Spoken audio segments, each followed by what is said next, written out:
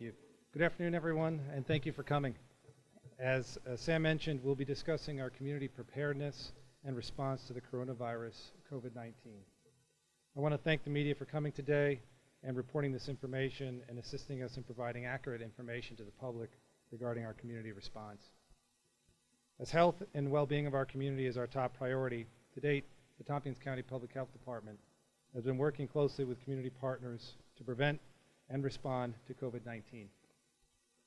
As of noon today, New York State has announced that and have reported 142 confirmed cases of COVID-19 in New York State. There are currently no cases of COVID-19 in Tompkins County, and the burden of the disease in Tompkins County remains low.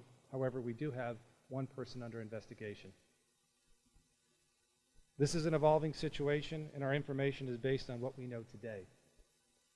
The county is preparing with our community partners, medical community, first responders, higher education, nonprofit partners, and other agencies in the community that provide a variety of services. We're also working in concert with our local governments and our state and federal counterparts as well. Response is ever evolving, and we're ensuring that our county staff and resources remain nimble and able to adjust accordingly to respond to the circumstances at hand.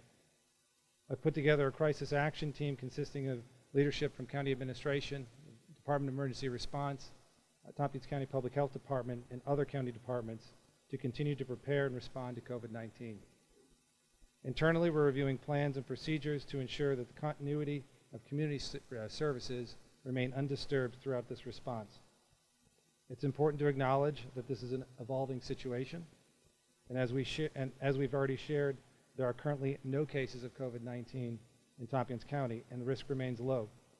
Risk is determined in the manner in which we respond to an incident, and our goal is to be prepared to minimize the risk to our community. Now I'm going to introduce Frank Krupa, our Public Health Director, and he's going to talk a little bit more about our public health response. Thank you, County Administrator Molino. The Tompkins County Health Department has been working in response to COVID-19 since the end of January this year, when the World Health Organization and the U.S. government declared a public health emergency, and we have been following the guidance of the CDC and the New York State Department of Health. Our public health response is led by our communicable disease team that is comprised of community health nurses and other supporting staff here at the department. On February 2nd, travel restrictions were put in place, at which point the health department began implementing precautionary quarantines for travelers from the Hubei province in China, as well as the mainland China. Those returning travelers were placed into precautionary quarantine for 14 days post their last time in China. The reason for 14 days is the incubation period for COVID-19 is between 2 and 14 days, and we want to ensure that they do not become symptomatic before returning back to their regular activities. Last Monday, on March 2nd, the travel restrictions expanded to include Italy, South Korea, Iran, and Japan. To date, we've had 47 people quarantined here in Tompkins County, 8 of which have been released from quarantine because they lasted the 14 days and did not become symptomatic. So we are currently monitoring 39 individuals here in Tompkins County. As County Administrator Molino mentioned, we do have one person under investigation with symptoms. That person has been isolated. We have collected samples, and they have been sent to the lab, and we are awaiting those test results. So what is quarantine and isolation? There's an important distinction between the two. While they result in the same activities for the individual, they do have a different meaning. We quarantine those individuals that are asymptomatic or without symptoms and that are healthy but have potentially been exposed to prevent them from having contact with other healthy individuals. We isolate the sick. So if someone has become symptomatic, it is at that point that they are considered isolated. The situation is the same for them.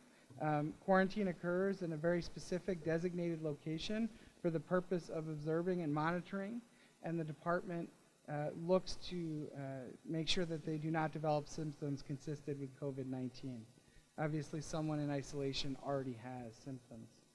In most cases, people are quarantined at home as long as they can be separated from family and housemates. They remain in a bedroom and do not use common areas. The health department has community health nurses that are daily monitoring the individuals that are in quarantine, and we do that every day for the 14-day period. We are daily asking the individuals to provide us temperatures and other health-related concerns that they might have. If a person in quarantine develops symptoms, the nurse will determine if the person should seek additional health care and will inform the individual of any additional precautions needed to protect others. Samples would then be collected and sent to the laboratory for testing. The nurses are also checking on the availability of basic essential daily living items like food, water, and prescribed medications, and those will be evaluated throughout the duration of the quarantine so we can provide the appropriate supports to those individuals. It's important to note that the health department has a quarantine and isolation plan that we use frequently. We treat diseases in a similar manner, such as tuberculosis, mumps, and measles. We use these same protocols and practices, so we are well practiced. While quarantine numbers are important, it is most important that our community work together to take steps to protect ourselves and each other. To that end, we've had regular meetings with higher education, the hospital, county administration, and emergency response. We've held conference calls with school superintendents and skilled nursing facilities, and we've had presentations to the county legislature and the Tompkins County Council of Governments. We have multiple future meetings scheduled and conference calls to help community partners to continue to be prepared and respond. All of these are designed to share current information and facilitate our community response. How do we protect ourselves? The most important thing that individuals can do right now to help us prevent the spread of disease or COVID-19 is our traditional basic public health messages that we have been talking about. Stay home if you're sick, cover your coughs and sneezes, and wash your hands with soap and water often. Sanitizers are an alternative to hand washing if hand washing is not available, but we would encourage folks to use soap and water as their first course of action for hand washing. It's important that we all take personal responsibility to help prevent the spread of COVID-19. I'd like now to bring up Dr. Stallone to discuss our healthcare system's role in our response. Thank you, Frank. Good afternoon. Echo our appreciation for you coming today and to spreading accurate information and education to the public. My name is Dr. Marty Stallone. I'm the President and CEO of Cayuga Health System. Also serve as the President of Cayuga Medical Associates, which is the hospital-affiliated practice of approximately 150 providers, doctors, nurse practitioners, physician assistants. And we work in close collaboration with a larger network of providers counting 400. There's 40 practices, 2 urgent care centers, an array of clinics and facilities. So I'm speaking on behalf of the provider community. My main message is that the provider community is diligently receiving and digesting and incorporating information from trusted sources, including the county and the state, as well as the CDC and World Health Organizations. Together, in conjunction with government and public health officials, we are ready and capable of responding to the spread of the viral infection and mitigating that. I'd like to offer assurances today through information provided, but I'm going to ask for your help in keeping this in context and communicating messages of education and personal hygiene and the like. I'd like to emphasize our own preparation that is noteworthy, the coordination that exists between government and healthcare organizations, and best practices to mitigate the spread and limit the spread of the infection. I'll start and end by emphasizing that there is a great state of readiness and substantial capabilities that can be brought to bear, and that we're working diligently to alter plans to meet the needs of the situation as the situation changes. And assuredly, it will change, and we're watching it very closely. To baseline, this is a communicable disease. It is a respiratory virus. As you know, COVID-19 is a coronavirus. We know a lot about coronavirus, though there are some aspects of this new strain that we don't understand. But what we do know is that the combination of virulence and transmissibility is cause for concern, and that's the call to action for the public, the community, as well as the provider community to take the appropriate precautions and steps to lessen the spread. In terms of spread, speaking of that, it is spread by respiratory droplet a mechanism. That is, the virus is shed from the upper respiratory mucosa, and spreading happens most substantially when patients are actually ill. The symptoms of the disease include fever, chills, coughing and sneezing, body aches, and when those symptoms are at their highest is when the transmissibility is greatest. That's actually an asset in the situation, unlike other viruses that are more contagious before the patient becomes symptomatic, and so spread is somewhat occult or not understood at the time that it's actually happening. So that's some good news. Spread is greatly affected by the behavior of individuals in society. Things like good hygiene practice that Frank mentioned, hand washing, and considerate coughing and sneezing into fabrics and spacing. These are all important steps that we can take. Separation or social distancing, as you may have heard from certain sources, is important in limiting the spread between individuals, as it is a person-to-person transmission mechanism.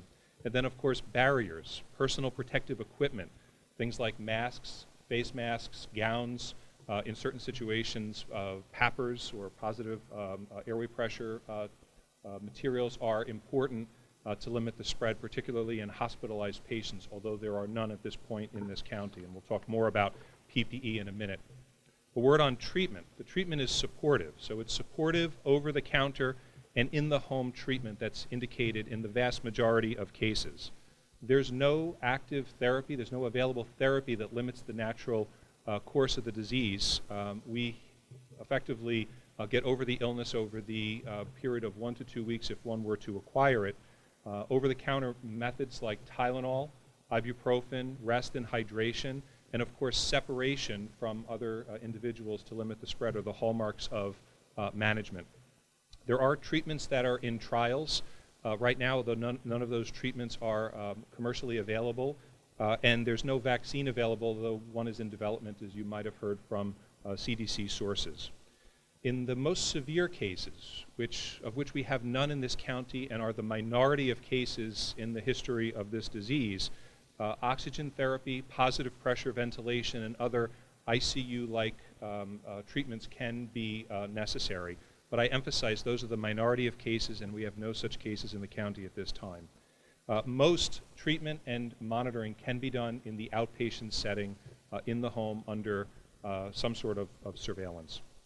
In terms of interagency and interorganizational coordination, of course the hospital handles the medically complex cases if they were to occur. But again, most of the care is going to be in the community with surveillance, starting with medical practitioners, medical practices. Medical practices are who community members turn to when they're not feeling well. Those individuals, those doctors, nurse practitioners, PAs in all of the primary care specialties are trained and ready to route patients to the appropriate destination and alert the public health department so that proper case management can happen. In suspected cases, providers communicate early and frequently with public health authorities. Testing is available, and providers can order this, and best practice is to alert the public health department so that understanding of the prevalence and incidence of the disease can be understood and other decisions can be made with that information. In terms of capabilities and supplies, this has been an important question in society. I can report that the hospital and practices have sufficient supplies of materials like masks and other materials, gowns, and personal protective equipment. Our first priority is to keep our workforce healthy, to be able to respond to cases in the community, and we're working with community partners to streamline processes and do the same. In the event that a patient does need hospitalization, we have other equipments. We have respirators if need be, if the disease becomes severe. We also have negative pressure rooms, which simply ensure the air circulation is contained to the patient. And again, strict separation is the principle that we abide by, all the while keeping our staff safe. I'll end by stressing, before questions, that we're committed to improving and monitoring our preparedness and working with other agencies, outpatient providers, hospitals, county authorities, public health authorities, to make sure that we adequately respond to the dynamic changing nature of this situation. Right now, I would think that the county and our resources are responding well to the situation, and as was stated initially, the burden of disease is low at this time, though we're carefully monitoring the situation.